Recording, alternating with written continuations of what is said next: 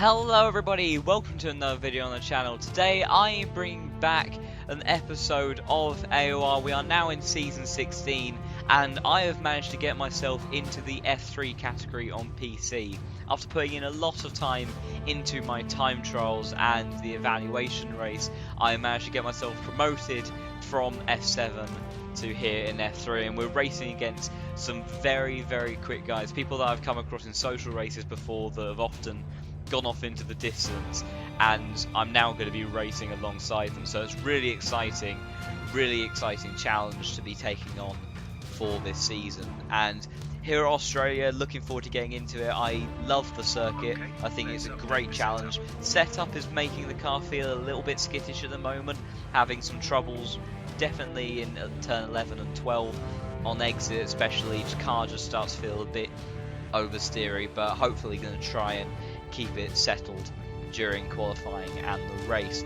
For tyre selection, it's a bit of a tricky one because the ultra soft tyres very quick in qualifying but get really hot very quickly about lap 4 in the race, and they start to overheat and degrade. So the super soft tyres is actually far more reliable and better for tyre wear and overall race pace, I think, once you get past the initial stages.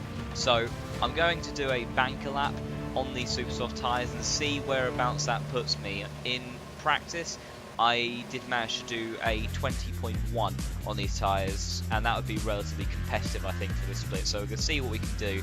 So coming out of turn 16 now, getting a really nice exit onto the start finish straight to do our first lap of qualifying in season 16. So the run down to turn 1, braking just after the 100 meter board and clipping that inside apex nicely and on the power pretty early. So heading towards turn 3 now, slightly tricky braking zone, but just after 100 meter board once again down second gear, get a little bit of turn in up to 4th and then back down to 3rd as we go through turns 4 and then to 5.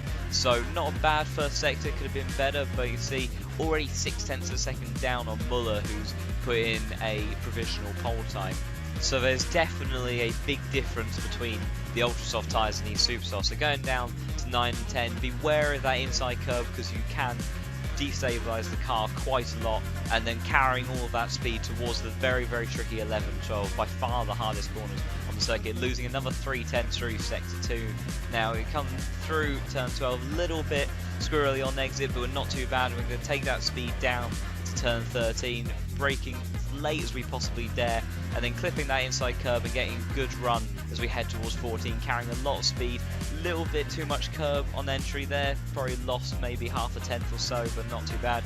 And then through the last couple of corners, slightly wide of that apex, but we're going to carry that speed towards the finish line and see what time we're going to do. We're going to do a 21.2, so really not as competitive as I would like.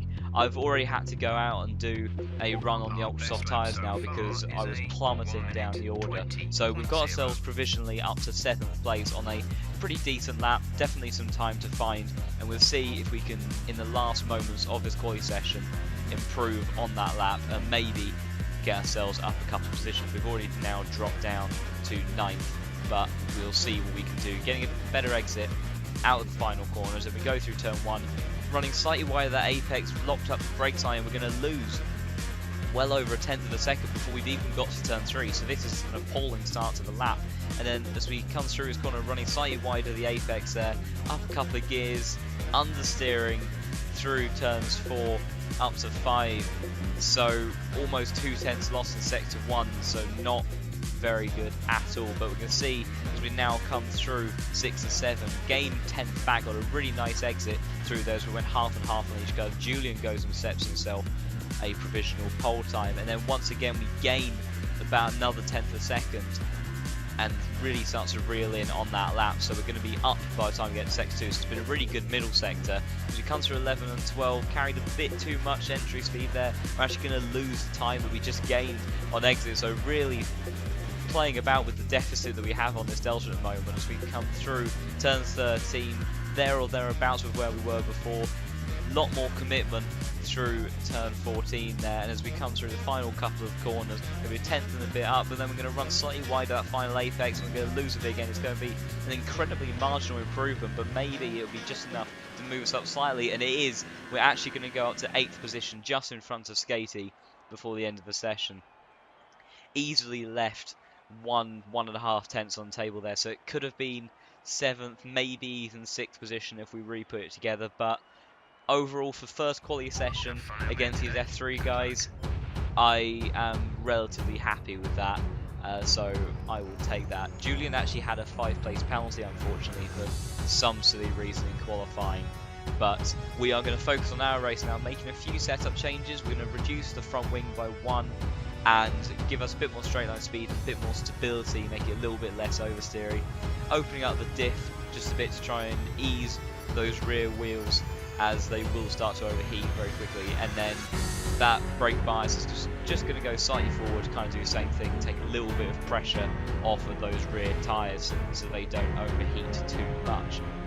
So lining up on the grid for the very first time now at Australia. Last season we had to do this race on the controller and it was chaos and horrible from start to finish, but maybe this time in F3 we can go much better. So the lights, 5 lights, and we are underway. Got a really nice launch there. We're going to see if we can challenge Julian going into turn 1. I'm going to look up his inside, but he's squeezing us on the inside. We're going to have to back out of that in case we lose our front wing and take it really nice and cautiously into turn 1. Sauber's cut across us, the instant in front of us, having to avoid our teammate. Another bump from the other Ferrari as well, and we've dropped 4 positions already. This isn't a very good start, but we have somehow managed to keep our nose clean at least. We're going to try running side by side with the Sauber as we go through turn 4. We're going to try and stay on the outside, but on that exit curve it's so tricky to get traction and we're going to have to concede the position.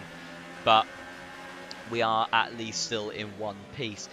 Getting quite a nice exit through there. See the Sauber on the super softs, maybe not up to temperature or just general lack of grip at the start, but he does seem to be struggling, so try and take advantage of that now in the early stages. We're trying to sneak it up the inside, but he's going to squeeze us and gets a good exit out there, so we're not going to be able to do anything for now. But in these first 1 to 3 laps we really need to put pressure on this Sauber, because otherwise we could get stuck behind him during the rest of the Grand Prix. We've got a really nice exit through turn 12. They're going to stick it into overtake mode and see if we can go down the inside. We go towards turn 13. Cars battling up ahead as well, and these Sauber's outbraked himself, and we get on the power nice and early up into high energy to try and get the acceleration out the corner, and we do get 1 position back. See, all very bunched up ahead. We're going to try and get a nice cutback as the Williams and the Ferrari actually make contact, and the Williams was so close to taking us out of there.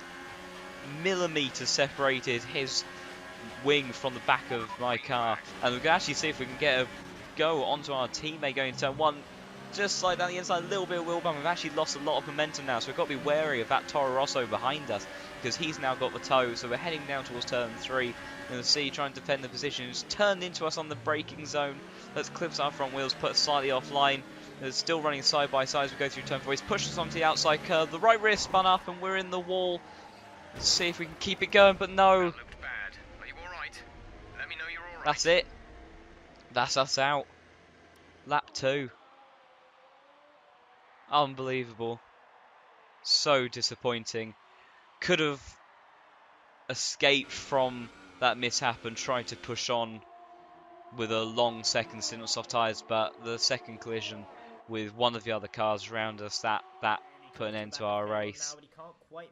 So unfortunately that would be it. I picked up a couple of highlights from the live stream that I saw. This is Julian on the Toro Rosso that we did have that contact with.